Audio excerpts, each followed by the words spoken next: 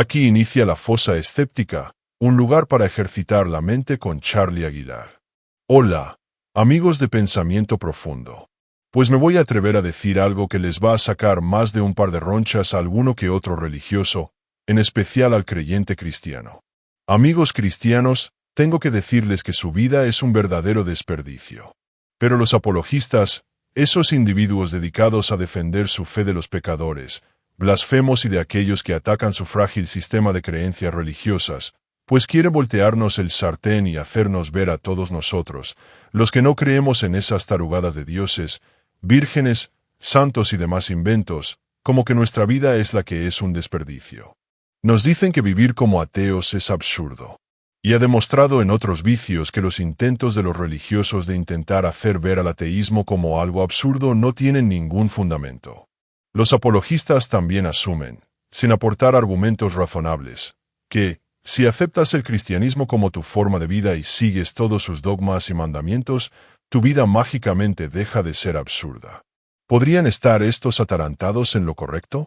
¿Será que los ateos estamos desperdiciando nuestra vida? ¿Sentimos los ateos que no tenemos una vida plena? Pues yo francamente contestaría a estas tres preguntas con un rotundo no. Y lo pienso demostrar en este video. Pero antes y como siempre les recuerdo suscribirse al canal y activar las notificaciones. Y además los invito a que se unan a nuestro grupo de Facebook. En la descripción de este video les dejo la liga para que lo puedan hacer. Dicho lo anterior, a lo que vinimos. Para empezar, lo primero que tenemos que hacer es ponernos de acuerdo con la definición de la palabra absurdo. Y para eso vamos a consultar a nuestro viejo amigo, el diccionario de la Real Academia Española de la Lengua, que dice así: absurdo, persona que actúa o piensa de manera ilógica, contraria a la razón o difícil de entender. Pues ahí la tenemos. Según esta definición, decir que la vida es absurda es decir que la vida es ridículamente incongruente y de paso irrazonable. El filósofo Thomas Nagel, que estamos viendo en el recuadro y que curiosamente se parece a una tía mía, nos ha dado distintas razones de lo absurda que es la existencia humana. Este filósofo ha argumentado que la percepción de lo absurdo viene de la colisión entre la seriedad con la que tomamos nuestras vidas y la posibilidad de considerar que todo lo que tomamos como algo serio sea arbitrario o abierto a la duda. Aunque como seres humanos tomamos en serio nuestras vidas, es posible adoptar otro punto de vista para ver mejor las cosas desde fuera. A diferencia de los animales y de algunos fanáticos de Bad Bunny, los seres humanos trascendemos nuestra propia perspectiva eterna. De esta manera, todo lo que hacemos parece ser arbitrario. Aún así, esta habilidad de poder tener esta perspectiva no nos desanima y es ahí donde está lo absurdo. No en el hecho de que tal visión externa se pueda eliminar, sino en el hecho de que nosotros la podemos tener sin dejar de ser personas cuyas preocupaciones primordiales son tomadas tan a la ligera. Esta es una pregunta que creo que deberían hacerse todos los religiosos, en especial mis amigos cristianos. ¿Tu vida es absurda por ser un fiel seguidor de Jesucristo? Pues de acuerdo con el significado del diccionario, me parece que la respuesta es un rotundo sí. En función exclusivamente de los criterios del cristianismo, vivir la vida como cristiano está llena de incongruencias. Y aquí vamos a ver algunas. Para abrir la boca, no hay una versión cristiana consistente de cómo los humanos se supone que deban ser salvados. Aunque para los cristianos este sea el principal objetivo de su paso por este mundo, definitivamente es su meta más urgente. Es completamente absurdo que la meta del cristiano sea la salvación y que su doctrina no les explique cómo deben hacer esto. En realidad, existen por lo menos 4 ideas básicas o caminos de cómo salvarse, sugeridos por los evangelios y las famosas epístolas de Pablo de Tarso. Y ustedes estarán preguntando, ¿cuáles son estos caminos para que el cristiano sea salvo? Bueno, pues el primer camino presentado en los evangelios sinópticos es que uno se puede salvar al seguir un estricto código ético. El segundo, el cual, como el primero, está plasmado en los evangelios sinópticos, es en el que uno se salva haciendo grandes sacrificios al seguir a Jesús. Y el tercero establecido tanto por Pablo como por Juan, es que uno se salva al tener fe en Jesús. Pablo parece suponer que eso es suficiente para que un cristiano se salve, pero este es un requisito indispensable solo para aquellos que nacieron después de la llegada de Cristo. El cuarto camino sugerido en las cartas de Pablo es que uno pudo haber sido salvado antes de que llegara Jesús al seguir las leyes judías. A ver, aguántenme las carnitas. Según vimos en el primer camino, en el segundo y en el cuarto, para salvarse el punto es trabajar para conseguirlo. Mientras que en el tercero el asunto es más sencillo, ya que solo se necesita tener fe. Y este es curiosamente el más comúnmente asociado con toda la cristiandad. Es decir, para que te salves solo tienes que tener fe. Así de fácil. Sin embargo, pues no les queda muy claro a los religiosos qué es lo que realmente se necesita más de tener fe. Aun cuando solo se concentren en la dimensión cognitiva de la fe, existen puntos que no están nada claros. Todas las ramas del cristianismo, ya sean católicas, adventistas, pentecostales, protestantes, ortodoxas, bautistas y todos los cientos de derivaciones habidas por haber, parece que se guían por el tipo de creencia que establece la cristiandad ortodoxa. Es decir, debes creer en todo, desde el nacimiento virginal de Jesús hasta su segunda venida. Juan solo parece pedir creer en la encarnación de Dios. Ese bello momento donde Dios, un ser invisible y etéreo, baja para echarse al plato a una niña judía comprometida con el único objetivo, aparte de la divina revolcada, detenerse a sí mismo con Jesús con el pretexto de salvar a toda su amada creación de un pecado que él mismo inventó. Pero Pablito tiene otros datos. Para salvarse, al cristiano se le pide que crea también en la resurrección. Pero ni Pablo ni Juan les exigen creer en el nacimiento virginal, ni mucho menos en la Trinidad. Ese extraño trío fantástico de Dios convertido en su propio Hijo, y una simpática paloma que embaraza. Existe una seria incongruencia entre el típico deseo del cristiano de ir al cielo y la injusticia sin sentido del perdón colectivo. En primer lugar, la noción de la existencia humana en el cielo, ya sea con todo y su lindo cuerpecito o sin él, es conceptualmente una verdadera. Además, sigue siendo un misterio cómo los habitantes del cielo pueden tener libre albedrío y presumiblemente no tener ninguno de los molestos defectos morales. La tesis de que no todos serán elegidos para entrar a ese aburridísimo paraíso es injusta, dado que los requisitos para entrar en este selecto club no están para nada claros, y donde el perdón universal parece no tener ningún sentido. Y finalmente, muchos de los pasajes de la Biblia que se refieren al cielo, no me lo van a creer, pero lo describen como un lugar donde hay guerras, sufrimiento, violencia, inequidades sociales, injusticia y además cuentan que sirven el desayuno muy tarde. Eso a pesar del hecho de que ir al cielo es el mayor deseo y objetivo principal de estos atarantados cristianos, que no han tenido el tiempo suficiente como para leer su libro de instrucciones que ellos llaman Biblia. El cielo es el esperado fin de la vida de un cristiano. La idea del cielo es profundamente problemática, tanto en su concepto como en su ética. Otra grave incongruencia es que la teoría de la ética cristiana, que se puede encontrar, si escarbas un poco en el Nuevo Testamento, parece irrelevante o indefendible para muchas personas moralmente sensibles, incluyendo a muchos cristianos contemporáneos. Aún así, se supone que esta teoría es la base de la vida moral cristiana. Las promesas que hizo el hipotético Jesús de que todos iban a ir a otro mundo lleno de amor se contradicen groseramente con su rigidez, su demanda de obediencia ciega, su vengatividad, sus trucos baratos para que sus fieles lo sigan. Y no son solo moralmente inaceptables, sino que contradicen la afirmación de que ese tal Jesús es moralmente perfecto. Más aún, su aprobación tácita de la esclavitud y sus muy confusas enseñanzas sobre la pobreza hacen de este Jesús un tipo que no es para nada un modelo ético a seguir. A ver, vamos a considerar, por ejemplo, este tema de la esclavitud con más detalle. Aunque su práctica era común en el propio mundo de Jesús, no existe evidencia alguna de que éste la haya criticado, la prohibiera o de plano la condenara. Parece que Jesús se sentía muy cómodo sabiendo que había personas que tenían a otras como propiedad. En esa época, como todos sabemos, pues había un enorme número de esclavos. Los tenía el emperador romano. El templo en Jerusalén tenía algunos. Los altos mandos sacerdotales usaban esclavos hasta para rascarse ahí donde no les daba el sol. Y hay que recordar que uno de estos esclavos perdió una oreja cuando arrestaron a Jesús, siendo a burla de sus amigos que le pusieron de apodo la tacita de té, pues nada más tenía una oreja. Todos los ricos y casi toda la clase media poseían esclavos. Hasta donde se ha podido averiguar, Jesús nunca atacó esta cruel práctica. Tomó las cosas como eran y moldeó sus enseñanzas según esto. De la manera en la que el hipotético Jesús presentaba las cosas, el principal problema de los esclavos no era liberarse, sino engañar la adoración de sus amos.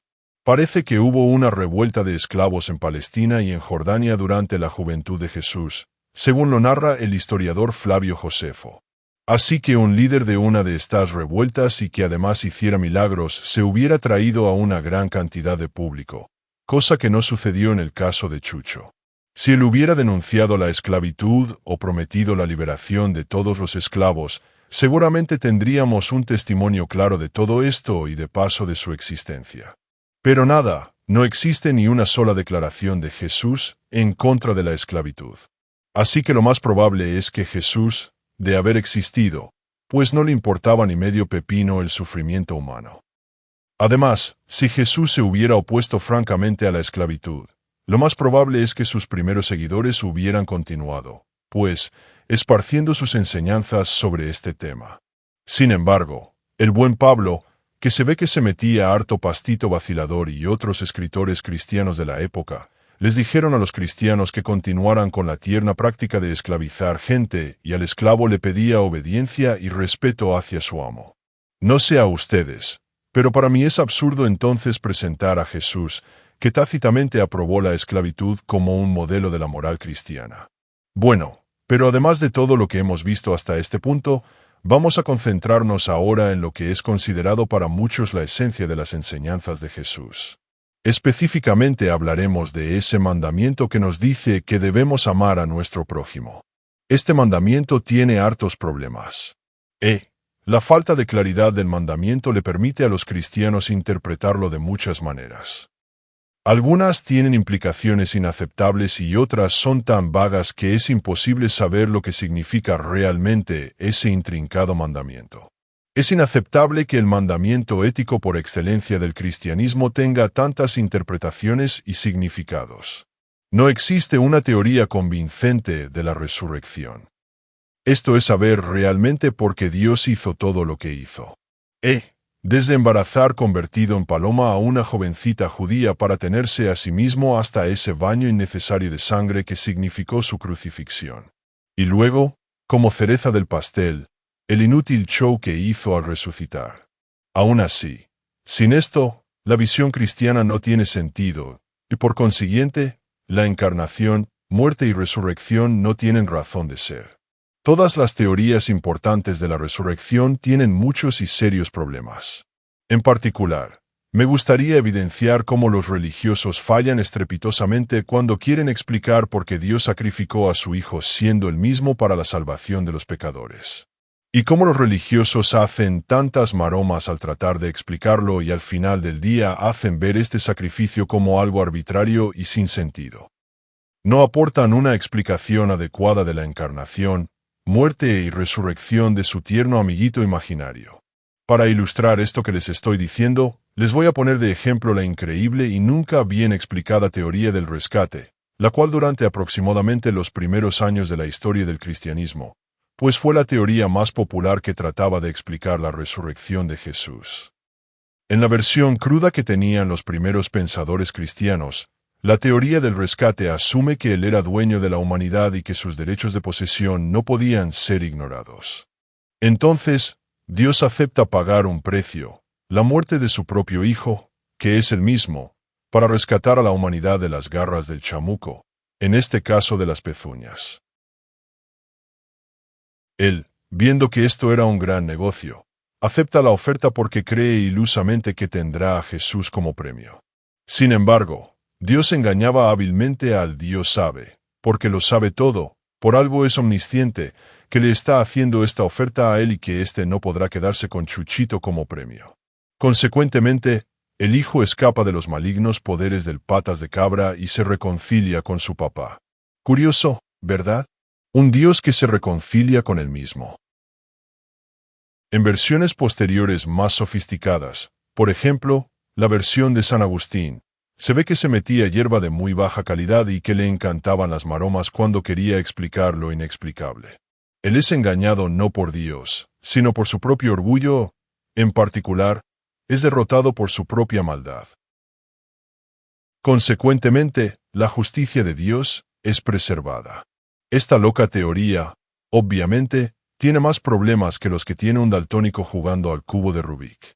Las primeras versiones explícitamente le atribuyen a Dios enormes defectos de carácter que la verdad no son dignos de un ser supuestamente divino. Si Dios es moralmente perfecto, pues no tiene que engañar a nadie, ni siquiera a Mefistófeles. Pero aún en las versiones más sofisticadas se hacen suposiciones, la verdad muy idiota. Por ejemplo, que él no estaría tan cegado por su orgullo que creería que es más poderoso que Dios. Es más, ya si nos ponemos de exquisitos, la misma idea de que especialmente un que se ha ganado el derecho de posesión de todos los seres humanos debido a los pecados que cometen, es considerada por muchos como una pendejada que da risa. ¿Por qué Dios creería que Él tiene derechos morales sobre las amadas criaturas que Él mismo creó a su imagen y semejanza? Después de todo, Él es una de sus criaturas, una que lo ha desobedecido y que ha pecado en contra de Él. Y miren, realmente no era necesario que Dios se sacrificara tomando la forma de su Hijo, o sea, que se suicidara para rescatar a la humanidad de un pecado que Él mismo provocó. Ese grotesco baño de sangre, pues es una verdadera estupidez. Dios podría haber usado otras opciones. Recuerden, amiguitos religiosos, Dios es todopoderoso y puede hacer cualquier cosa, aunque sea lógicamente imposible. Seguramente podría haber tenido una forma menos sangrienta para lograr sus objetivos. Eso de que lo claven en una cruz es, digamos, excesivo. Por último, esta teoría no explica por qué los humanos deben tener fe en Chucho para ser salvados, ya que, según la teoría del rescate, después de la muerte y resurrección de Jesús, los seres humanos se libraron de las garras de Luzbel. Parecería ser que la forma de salvarse, pues, era simplemente seguir una vida libre de pecados para no caer en el control de él. Pero la pregunta es esta, ¿qué tiene que ver la fe en Jesús con todo este teatrito? La teoría del rescate no da ninguna respuesta, así como tampoco las teorías de la resurrección. La última incongruencia que voy a mencionar es que los cristianos basan sus vidas en la creencia del Dios cristiano y ese concepto también es incoherente. ¿Qué podría ser más absurdo que basar tu vida en una noción incoherente? En primer lugar, algunas propiedades atribuidas a Dios en la Biblia son verdaderamente inconsistentes. Por ejemplo, en ese librito que encontramos en todos los hoteles, se dice que Dios es invisible, un ser que nunca ha sido visto por nadie. Pero hay un montón de personas que sí lo vieron. Por ejemplo, Moisés, Abraham, Isaac y Jacob, solo por mencionar este cuarteto de afortunados. Pero eso no tiene sentido, porque el mismo Dios en la Biblia dice esto. No pueden ver mi rostro, pues nadie puede ver y vivir. O sea, amiguitos cristianos, que si lo ven se mueren. Así de sencillo. Y si leen la Biblia, cosa que nunca hacen, descubrirían que ese Dios perfecto tiene muchísimos problemas psicológicos. En algunas partes de la Biblia, Dios es misericordioso y en otras no tiene misericordia. En unas partes se arrepiente y cambia de parecer y en otras se dice que Dios es inmutable.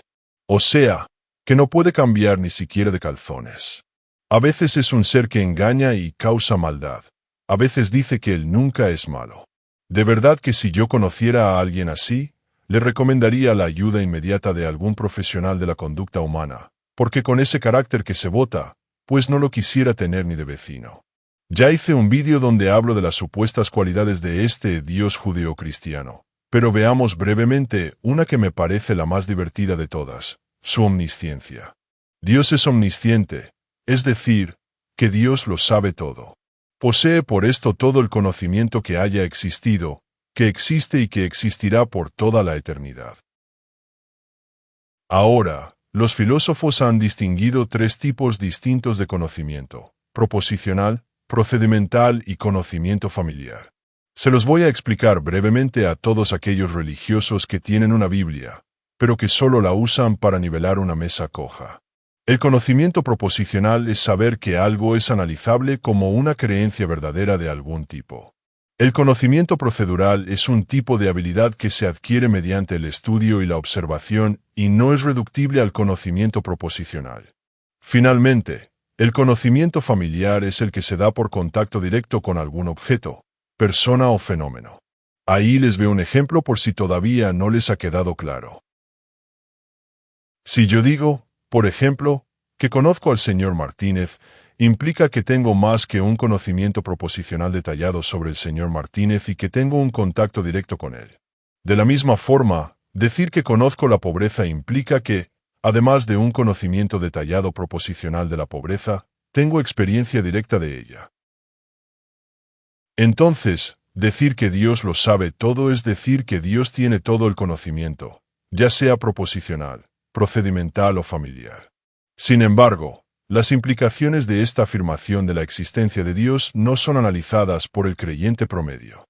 Si Dios es omnisciente, entonces Dios debe tener todo el conocimiento, incluyendo, por ejemplo, cómo saber nadar. Pero esto entra en conflicto con el hecho de que no tiene cuerpo, pues solo un ser con un cuerpo puede saber cómo es nadar en el sentido práctico. O sea, que puede en verdad tener la habilidad de nadar, ya que por definición Dios no tiene cuerpo.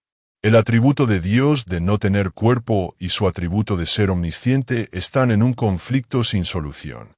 Por lo tanto, ya que Dios tiene propiedades en conflicto, el concepto de Dios es incoherente.